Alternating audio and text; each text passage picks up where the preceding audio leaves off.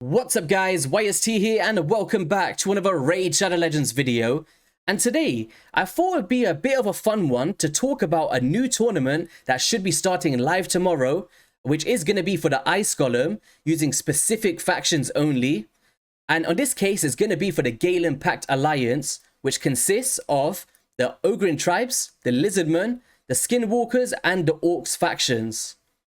It's also worth mentioning that this tournament will not be coinciding with the Morrigan Fusion events, as the Ice Golem tournament begins on the 6th to the 9th of November. So if you're kind of strict on resources and you're going for this fusion, just think to yourself, is it worth me going for this special event that might not have amazing rewards? It might actually have some good ones, but we'd have to kind of see that tomorrow. But just think, do I have spare resources to participate in something like this?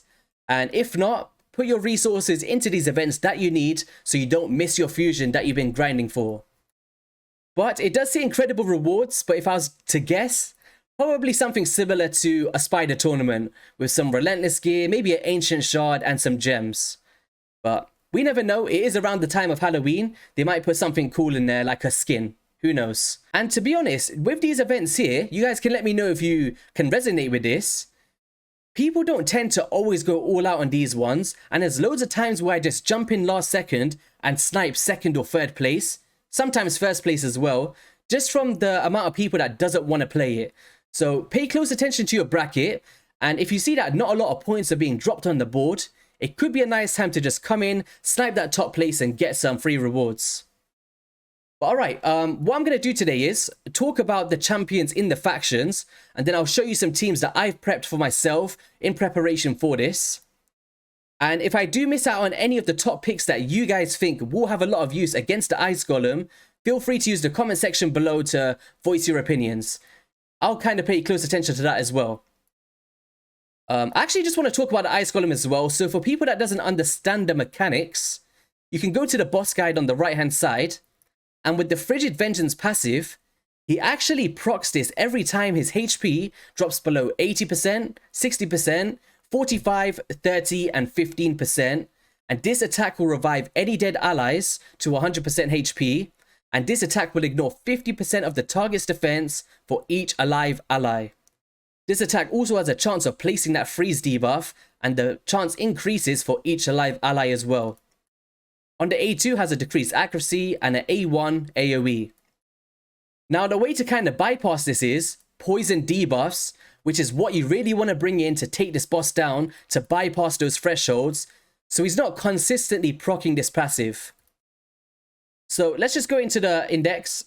We'll start with the Ogrins. I'm not going to break down every champion, just the ones I think are top picks here. Now, one will be Gerda Bogbrew, who is a milestone reward champion from the daily login program. Granted, you get it very late into the game, but she does implement poison debuffs. She has termite manipulation and also chances of placing weaken. So in terms of poison, she could be a nice one to throw into the mix. Next up, we've got people like Siege Hulk for wave clearing, who has really nice damage multipliers, increased crit rate, increased crit damage. We've got decreased speed as well. And also on the Thrashing Fit has an AoE decreased defense and an A1, which has some nice damage for decreasing turn meter. A Clod Beast Feeder could be nice for increased speed if you're struggling to reach your accuracy stats and you want to boost the speed of your champions, with a shield for some protection.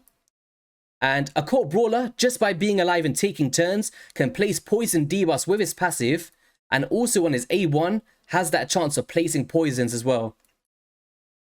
I think those are the main ones. Eurogrim is somebody I will be showcasing today, and he's also phenomenal, as he has the Bizarre Vapors that can place 2 5% poison debuffs alongside a continuous heal on an AoE. And then on his A2 with the Tingly Tincture, removes all debuffs from an ally and heals them by 40% of their max HP, with a chance of placing poison on the A1 as well, and a speed aura in all battles by 20%.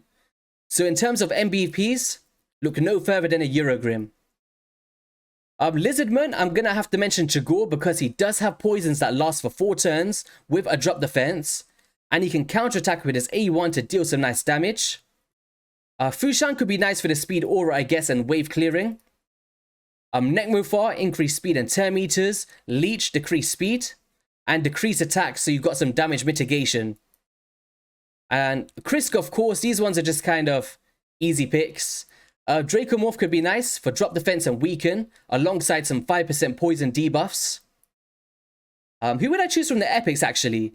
Venomage is MVP because heal reduction on her kit actually procs damage mitigation with the Pain Rift passive by 15%. So if you do find yourself in a position where you're consistently getting counterattacked, heal reduction is huge to survive those hits on your teammates.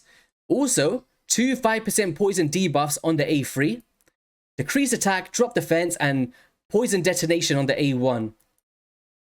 Broadmoor, really solid as well for the revives on the resurrect ability. And the rest of them pretty much if you just want to throw some into the mix for support. Skinwalkers, legendaries, any of them are going to be really nice here. My favorite ones would be Leorius for wave clearing on stage 20. Coroner for decreased attack and provokes for the minions themselves. And then we got Snick Track for decreased speed and ally protection. And maybe even Cleopteryx, who is a free daily login champion. Taurus for the amount of poisons that he pumps out there with the Toxic Nova ability. And Fane could be nice, but she's really squishy, so just bear that in mind. But Steel Skull has a lot of sustainability and heals with her kit, or his kit, before you guys kill me. And a poison on the A1. And that's kind of my top picks from here. Nullhorn, I think I only use him in Faction Wars. Yeah, was there any other res that kind of stood out? Maybe if you got some landing around for secret rooms and they're fully maxed up on your accounts, they could have use. Like a Bellower, for instance, in a stun set for crowd control. Could be an option. And then with the Orcs, obviously I did this in the faction game, so I've got a lot of experience with this. And the champions that I would kind of recommend here is Iron Brago would be solid for the wave clearing, also for the provoke debuffs. Brohug the Bloodied has a speed aura in dungeons by 24% and Termita stealing on his A3. Tila Gormain could be nice, but just remember you can proc the passive of the boss itself. And Robar for nice damage for wave clearing with the drop defense debuff. In terms of epics, there's some nice ones. Of course, Sia is going to be the standout with that Karma Burn to get through those waves more efficiently. I believe Leberga has poisons and poison sensitivity in her kit. Could be a nice option. Who else would I recommend from here? Vrask for healing. He's going to be really, really nice, especially with his passive where you can heal all allies by 10% of this max HP when this champion inflicts a critical hit. Alongside Sandlash Survivor, who has a passive that can place ally protection when champions drop below 50%, and that can kind of clutch you when that passive procs on the boss. In terms of rares, I'm not too sure if I want to recommend any of these. Or maybe there's some secret gems in there that I'm not too aware about, but those are kind of my top picks. I believe Old Hermit Jorg has a revive as well with the Ghost Walk, so it could be a nice option, but it is on a 5-turn cooldown. And of course, if you've got someone like a Raka, put them in your team, you're going to have some strong sustainability. Alright, so that's enough talking. Let's talk about the teams that I've got in action. So this is a Stage 24 team, where it's full auto. I'll show you the presets afterwards, using epics only, and of course a Eurogrim, built-in reflex, I believe. I think Frenzy is the best way to go, but just for the video's sake, I put him in reflex. Venomage damage mitigation. Ugo has a passive where if everybody's dead, she can actually revive them all back as well and make sure that you don't waste some energy if you do happen to die. So Ugo's actually a really solid option here, and it's the right affinity for stage 24 if you're more endgame and you want to face this dungeon. Aox the Rememberer, extending those debuffs and also decrease attack and Termita, and Siege Hulk for drop defense. So let's just see how this one works out. I'm not going to play the whole runs, I'll skip through it a little bit. So I've kind of got in a way where poisons go up, damage mitigation, strong nukes going through. And it's just going to be a slow and steady wins the race kind of scenario. I believe this run in stage 24 takes around 3 to 4 minutes. So depending on your patience and gear on your account, this could be an option that you guys want to take. Now this champion here is actually so annoying because she places the block debuffs on herself. And unless you've got like a strong damage dealer like the Siege Hulk, it starts to become annoying with all of those block debuffs. Coming up against Wave 2. We've got the Terror Beast, and that's where Ugo comes into play to place those block buffs so they don't put those reflect damage buffs on themselves. Having champions die here is actually nice because it's increasing the speed of our Eurogrim, who I've affected with masteries with the Spirit Haste. So same kind of deal, coming through here, no problems. Now against the boss itself, we're just going to go through, place as much poisons as possible. As you see, it's dealing a nice amount of damage there. We've got heal reduction up, we've got decreased attack up, and everything that we want up on this boss. And I know some of you guys are thinking, you could just solo this, but I guess it just comes down to people's gear. Do you have the gear to put on a Eurogrim for one tournament? And I think 80% of the chance, probably not, right? Unless you already use a Eurogrim and have them fully optimized. In this case, I just put my Bad El Khazar gear onto my Eurogrim just for the showcase, but do you need him? Probably not. You could just use any poisoner, I guess, but Eurogrim would be a top option for sure. And just remember, this is stage 24 as well. So we're coming through here, not doing too bad at all. We did get a bit of mitigation here, but that's where Ugo is surviving in some nice sustainability. So if these champions do die, she's able to just pick them back up and boom, you're back in the fight. So this one took 4 minutes on stage 24. Now we're going to go into stage 20 now. I'm using a very similar team, but now we've got a Seer implemented with a Coroner for the decreased attack and counter attacks, Snake Track for ally protection, and it works out really cool. So in this one, you're going to see a lot more quickness, of course, with it being stage 20, a lot easier to do. Drop defense. We're going to come through with Karma Burn and finish up the job. Kaboom. Keeping this nice and controlled. This dude smacks, by the way, the Siege Hulk. I'm going to do a separate video very soon. Stay tuned on the channel for that one, I guess. So this one we haven't got block buffs, so we do have the reflect damage from the Terror Beast, which is kind of tedious, but we should be completely fine in getting through this. Now up against the boss, no problems whatsoever. Same kind of deal. You guys know what the Ice Golem does. And no problems at 2 minutes and 25 seconds and Seer whopping out on those wave clearings. Team number 3 was using a Leorius and a Ugo, so this one was blocking the debuffs and also got some strong damage for the waves. And this one was doing really, really well as well. As you see, Leorius, as expected, putting in the work. And we just kind of got through this without a problem. And finished up here with just 2 champions, with Ugo fully sustained to pick up our champions if needed.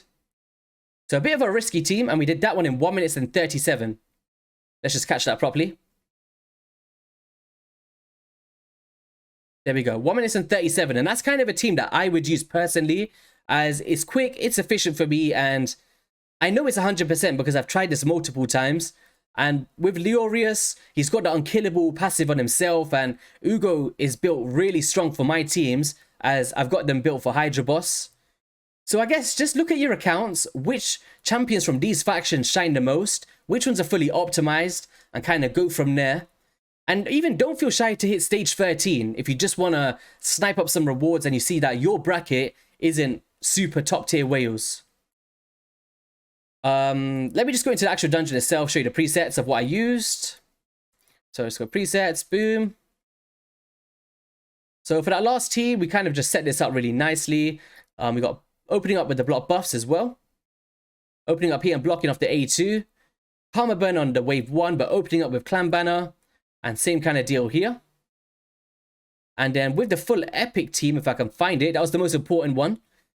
We had first priorities on Bizarre Vapors. First priorities on the Maelstrom Rack, however you say it. Venom Mage, first priorities on the Flesh Melter. And these champions just whatever they want to do. But as you see here, we just got like some Cruel gear. We got some gear for my Hydra Boss. A decent build on Seer. This is my Hydra team build as well. Eurogrim in Reflex and High Resistance. Leorius for Arena. Random gear on Venom Mage. Like, this one I just threw on now for the video. Snake Track and using Hydra as well, and pretty much that was it. So yeah, that's going to be all for the video, guys. If you did enjoy it, be sure to hit that like and subscribe button. Let me know which champions that you're going to be using if you are participating in this dungeon event. Catch you in the next one. Peace.